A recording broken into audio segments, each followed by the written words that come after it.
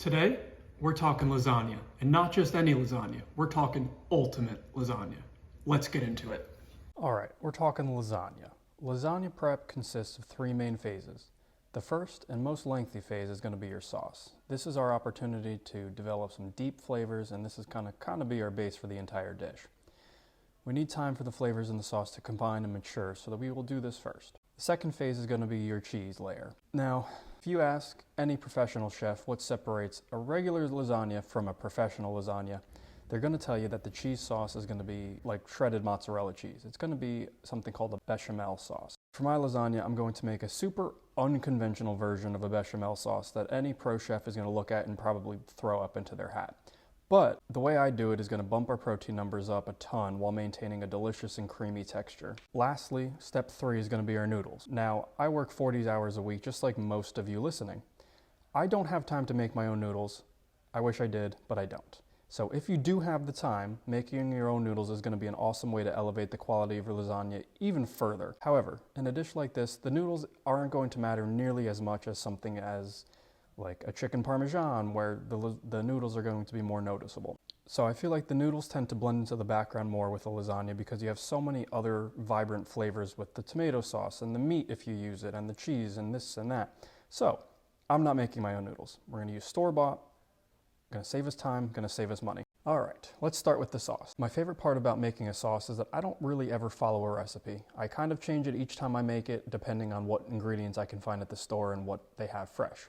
So today I went with a more heavy emphasis on garlic and basil. We're going to start by dicing one medium yellow onion. In the meantime, I'm going to start heating a large non-stick pan over medium heat.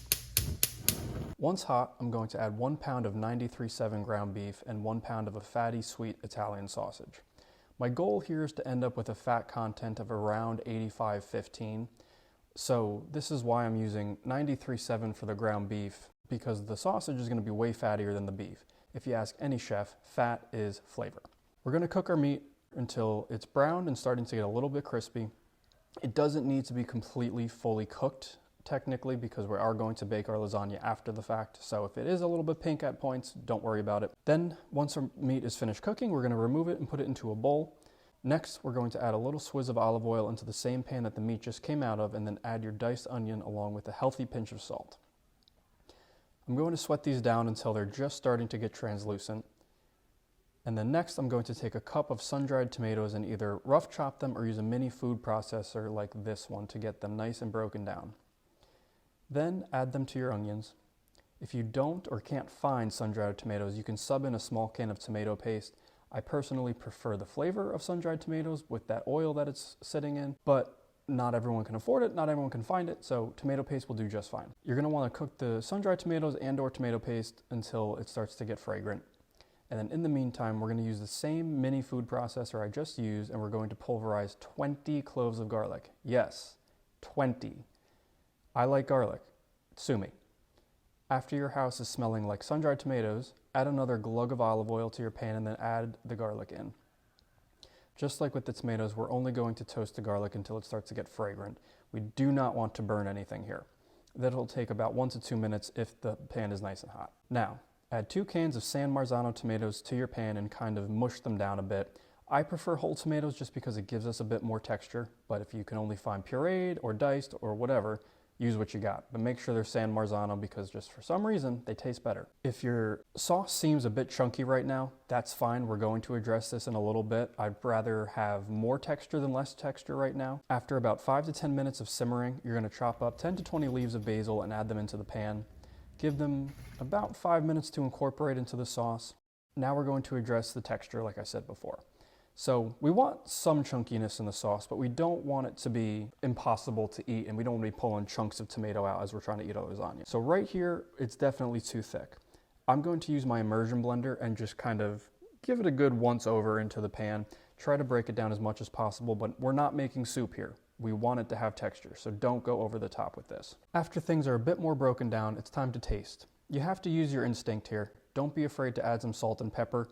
The goal is to make this taste as flavorful as possible because this is kind of the most seasoning you're gonna get in the entire dish. Once you're satisfied with the taste of your sauce, we're going to add all of our meat that we cooked back into the sauce and give it a good mix to combine. At this point, you can either let your sauce simmer over low heat for about 5 to 10 minutes just to kind of deepen our degree of flavor. And then once you're satisfied with how the sauce has come together, take it off the heat, put it to the side, and we're gonna move on to our bechamel sauce. Next up, we're making a modified version of a bechamel sauce. A traditional bechamel is made using butter, flour, and milk, and it forms this luscious, creamy sauce that you typically will use with things like mac and cheese and pretty much any type of cream sauce for pasta.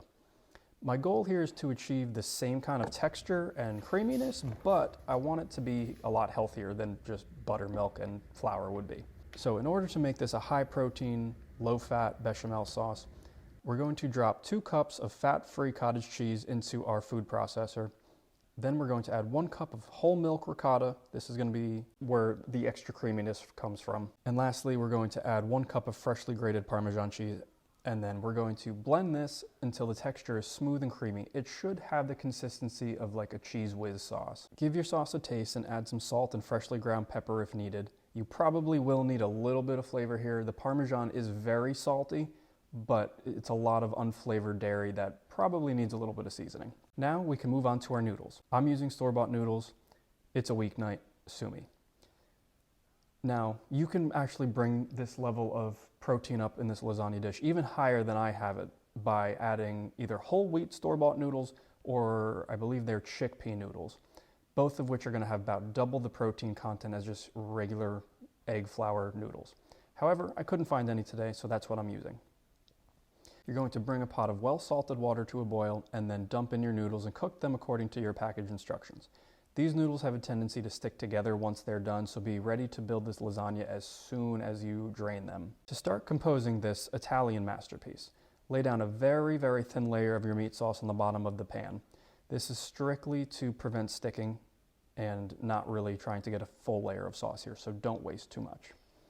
Then you're going to lay down your first layer of noodles, followed by a sauce layer, followed by a noodle layer, and then repeat this until you can't fit anything more in your pan. If you're feeling really crazy like I was, you can add a layer of fresh spinach because health, I guess. Once you've got your pan packed to the brim, top your lasagna with freshly grated mozzarella. I topped mine with slices of mozz that you can see here because I thought it was going to look pretty when it was all done. But truthfully, it didn't melt right, it didn't really brown the way I wanted to, and it just kind of made it more difficult to eat. So I would highly recommend just buying a block of mozzarella and grating it yourself on top. And then I also had quite a bit of bechamel left over, so I kind of just put dollops of that all over the top as well. Now, there's no right or wrong amount of time to cook the lasagna for in the oven. I ideally would have some browning on the cheese and make it look nice and toasty. However, I was running out of time. I needed to go to bed, so that didn't happen. But you can cook your lasagna anywhere from 30 to 60 minutes, really. The goal is to just kind of meld everything together and get it combined. As you can see with some of my edges, the noodles that were sticking out did start to get nice and crispy, and those make for a very satisfying bite when you actually are digging into this. Ideally, you get some browning for the cheese on top.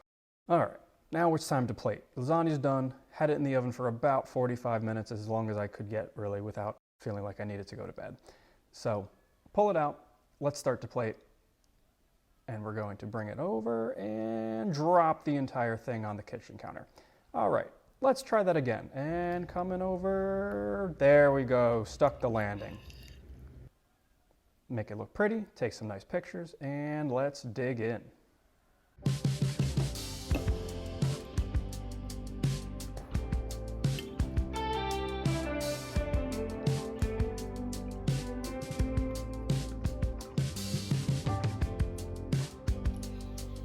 That's good.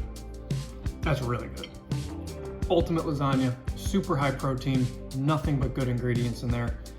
If you like the video, please like and subscribe. It helps the channel a ton and it allows me to keep doing recipes like this and keep the channel going. See you on the next one.